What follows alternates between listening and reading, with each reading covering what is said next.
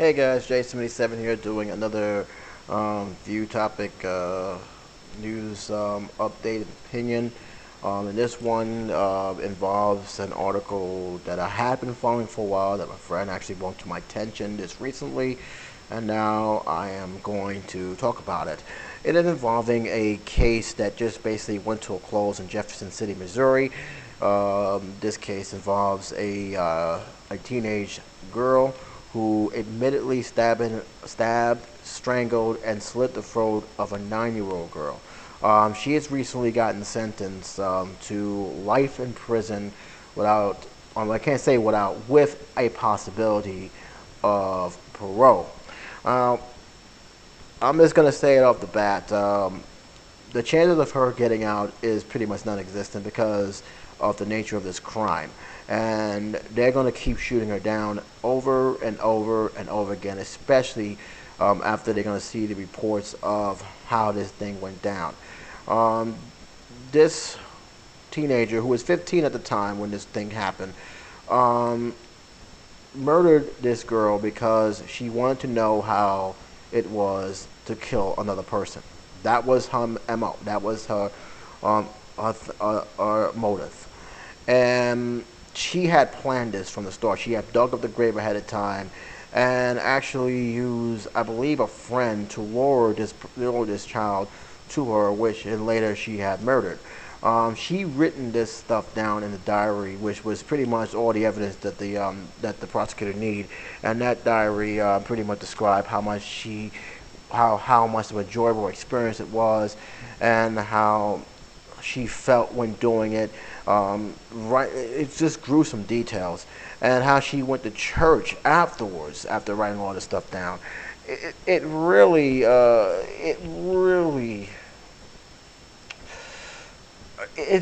sad and pathetic at the same time, because at one hand people saying what went wrong with this girl, at the other hand it's just it's just her mindset. It was sick, it was twisted, and that's basically all I can say about this.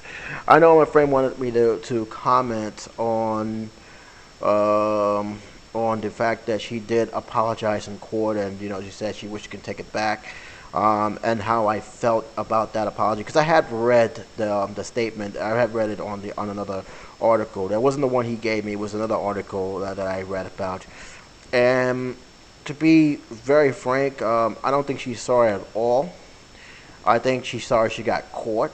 I think that the evidence was so overwhelming that she basically had no choice but to basically turn herself to authorities and lead her to the place where she buried this poor girl.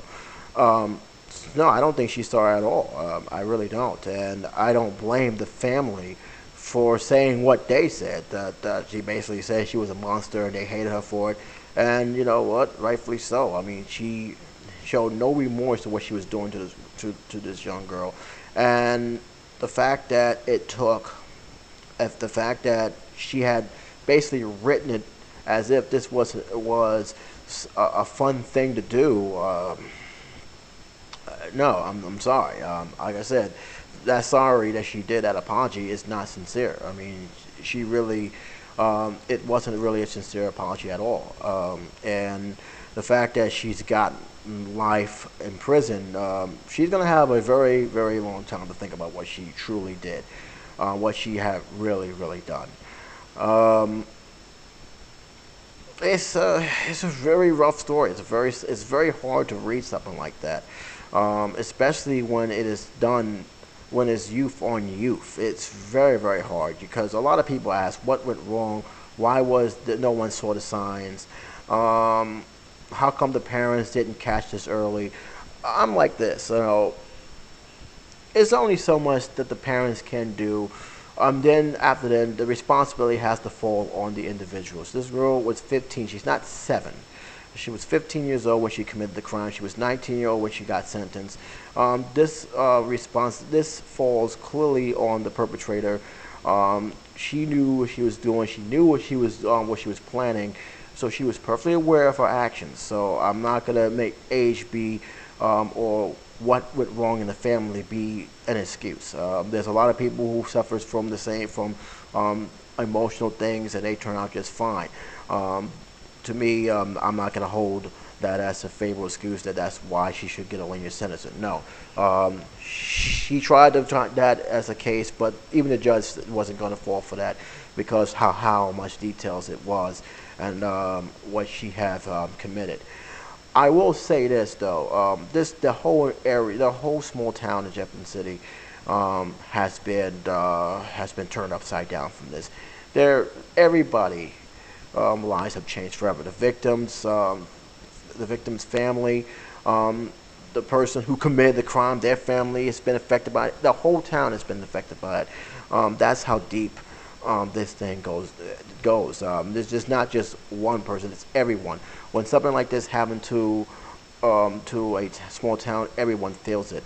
And the only thing I hope that that people learn from this and try and at least talk to the children about why this is not the right thing to do, especially at a young age. Don't wait until they're like in their teens and they're in a rebellious form. Teach morals very, very quick, because if you don't teach them morals and you don't teach them the difference between right and wrong, this thing can happen again. And again, I'm not going to make this as this is all the parents' fault. No, she planned this. This is her responsibility. At the same time, I think if anything, we should really learn from this horrible act, and have a conversation with kids, especially if they have a lot of anger issues. We want to try and talk to them, communicate with them, and see why they have this so much anger issue, and why they have this so much deviant, demented thoughts going on in their heart and in their soul. But that's just my opinion, of course. That's only my opinion. You guys have a different opinion on this. I would love to hear you guys' opinion on that. Do you think that just give me your opinion. I'm not even going to say if do you agree with the sentence or not, because I don't think too many people is gonna say they thought this was a harsh sentence. To me, I don't think it's a harsh sentence. And the only reason why she gotten that is because if she would have went to trial, there's a pipe chance that they actually may make this into a death penalty case, or she will never get a chance to get out, given life without any hopes of parole. At least with this, she does have a small percent of her, getting a chance to get out after the 30 years mandated sentence. But then again, I don't think that's going to happen. But again, leave your comments below. Whatever you guys feel, please feel free to talk about it. Until then, this is J77. Take care.